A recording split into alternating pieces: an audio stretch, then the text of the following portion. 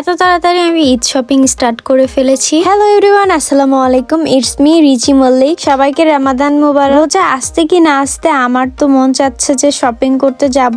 তো আমি আগের থেকে অনলাইন শপিং করা স্টার্টই করে দিয়েছিলাম। তারপরে আজকে ভাবলাম যে শপিং এ গিয়ে কিছু কেনাকাটা নিজের জন্য এন্ড ফ্যামিলির জন্য। বগুড়ার রানার প্লাজাতে চলে আসলাম শপিং করার জন্য। বগুড়াতে যারা যারা আছো সবাই অবশ্যই চিনবা রানার প্লাজা কোনটা। আমরা সবাই মিলে শপিং করতে চলে এসেছি। কারা কারা এসেছি আপনারা সবাই ভিডিওতে তো দেখতেই পাচ্ছেন, নতুন করে তো আর বলতে হবে না। ফার্স্টে আমার খালাতো বোন শপিং করতেছিল। ওর তো ড্রেস নেওয়া শেষই হয় না, এক একটার পর এক একটা ওর পছন্দ হয়। ওর ড্রেস নেওয়া শেষ, দেখেন কত হ্যাপি খুশিতে নাচতেছিল। এখানে আসছিলাম আমার নানুর জন্য কিছু শপিং করতে, সেটা ভিডিও লাস্টে আপনারা সবাই দেখতে পারবেন কি কি নিয়েছি। সো ফুল ভিডিও অবশ্যই দেখতে হবে। সবাই পছন্দ করতেছিল আর আমি আর কি করব, ফারিয়ার সাথে দাঁড়ায় দাঁড়ায় ও যা যা বলতেছিল, যেভাবে বলতেছিল আমি সেভাবেই করতেছিলাম। আমার খালাতো বোন তো আমাকে ছাড়া কিছুই বোঝে না, সবসময় আপু এটা আপু ওটা। তারপরে এখানে কেনাকাটা শেষ করে চলে গেলাম ভাইয়ের জন্য কিছু নিতে। এখানে ভাই একটা পাঞ্জাবি পছন্দ করছে, সেটা দেখতেছিল।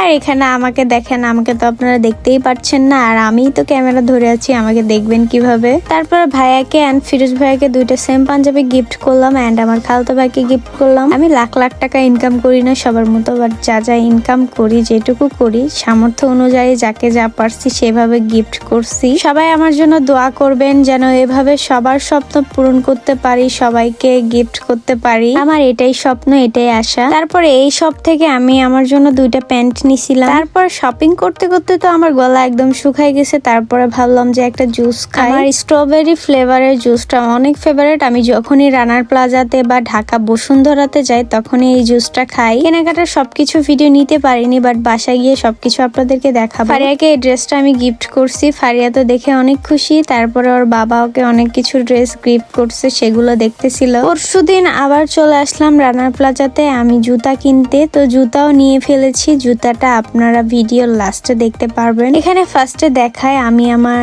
নানিমুনির জন্য একটা বোরখা নিছিলাম। নানিকে আমি জিজ্ঞাসা করছিলাম যে কি নিবা, নানি বলছে যে একটা বোরখা নিবে, তো আমি বোরখায় গিফট করলাম।